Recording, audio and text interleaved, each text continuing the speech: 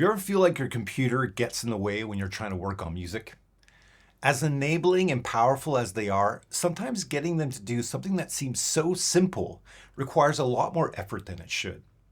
Today I'm working on the bass for this song, so I want to play along to the track to find stuff that works.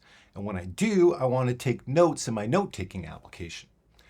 And just the process of queuing up the track, switching apps, taking notes, and switching back over and over again adds a lot of friction to the process, which often leads to frustration, which is something I don't need in my life, let alone in my performance. Luckily, I have a solution that eliminates the friction.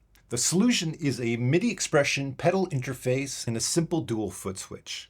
Now, normally I would have this on the floor and operate it with my feet, but for the purpose of this video, I'm just going to use my hands. So let's imagine I'm going to work the intro of the song. First thing I do is set my playback position to where I want it. Now, the first button on this foot switch is mapped to the start-stop command. So when I press it once, playback starts, and when I press it again, it stops.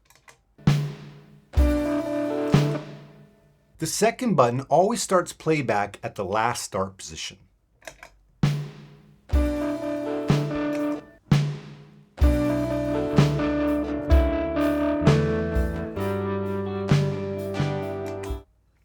So just using a single button, I can go over a section many times to find the notes that I want. And when I do, I can write them down in my note-taking application.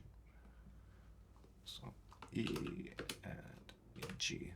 And because it's using MIDI, it doesn't matter if my note-taking application is in focus, I can still control Cubase.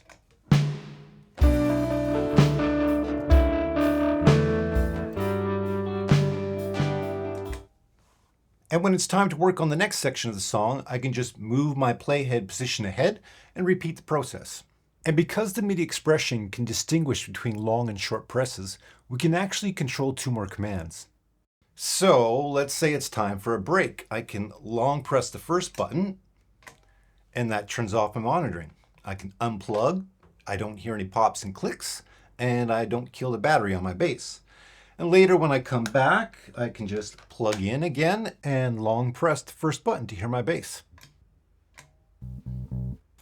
And after I've practiced and I'm ready to record, I can long press the second button to record.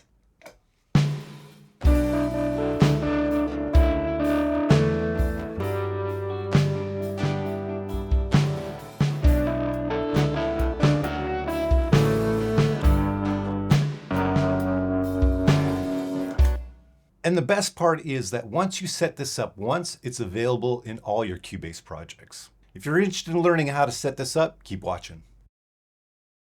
So I just finished wiping the settings from Cubase and from the MIDI expression, so we're starting from scratch. The first thing we're going to want to do is set up that MIDI expression to recognize this foot switch properly. If you're using a standard foot switch, then you'll want to set it to the foot switch pedal type. This Marshall, though, is not a standard pedal type, so I'll select it from the More list right here. We're going to use control change messages, so the default settings are good, but we want long and short presses, so we're going to switch this to short and long, short and long. Now, the MIDI channel we use is not important, but each switch needs to have a different CC. So I'm just going to go 1, 2, 3, 4. And now we'll just quickly check to make sure they're working properly. 1, 2, 3, 4. Good. And that's all we need for the control application. Now we want the second button to have that go back and play functionality. So if I start the transport, this is achieved with a series of commands. We go stop, stop, and play. So the way we can trigger 3 commands using a single button is to create a macro. So let's go ahead and do that now. We're going to go to Edit. We're going to go to Key Commands. And down here we have our list of macros. Oh, I didn't delete them. I'm going to delete them right now. All right, so we'll go New Macro. And we'll give it a name. We'll call this one Go Back and Play. And now we're going to add some commands to it. We're going to add stop 2 times, and then we're going to add start. And now we'll add another macro for recording. So new macro, go back and record. And again, we're going to add stop, stop, and record. Where are you?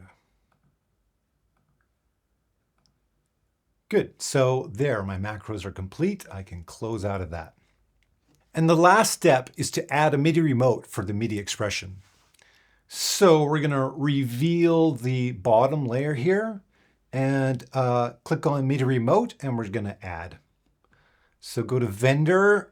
You're not going to find audio front in there, so we'll just say add vendor. Okay, and we'll go audio front. And we'll give it a name. We'll give this MIDI Expression IO. And the ports, MIDI Expression Black and MIDI Expression Black. All right, and then we click Create MIDI Control Surface.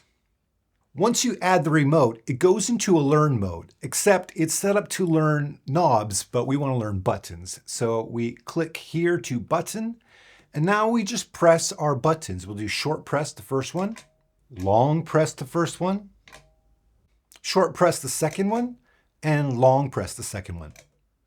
And now all of our buttons are defined. So we go to Mapping Assistant. So now we're going to go to Browse Functions, and for this button we want to assign the Start Stop command. So we go to Transport and we go Start, and then Apply Mapping. For this guy, this is the long press for the first button, so this is supposed to be monitoring. So we're going to close out of here. We're looking for selected track and monitor right there. Apply. For this one, we wanted that macro, the go back and play macro. So we go down here, find macro, and go back and play. And apply mapping. This one, we wanted go back and record, apply mapping. Now, there's one other thing we need to do. Whenever we long press the second button, it's going to send the value 127 and 0. And if your value mode is set to jump, it's just going to go on and off, right? So we want to switch this to toggle just for the monitor button. And that's it. We should be done. So let's close and test. All right. So if I click here, we play. Click again, we stop. This should go back and play. And I'm going to have to add a track here, and we can check the monitoring. Track. Long press this button. And now we got our monitoring on off. And we'll check record. So that's it, we're done. And now you have a tool that you can use in all your projects to hopefully make recording music a little bit easier. See you.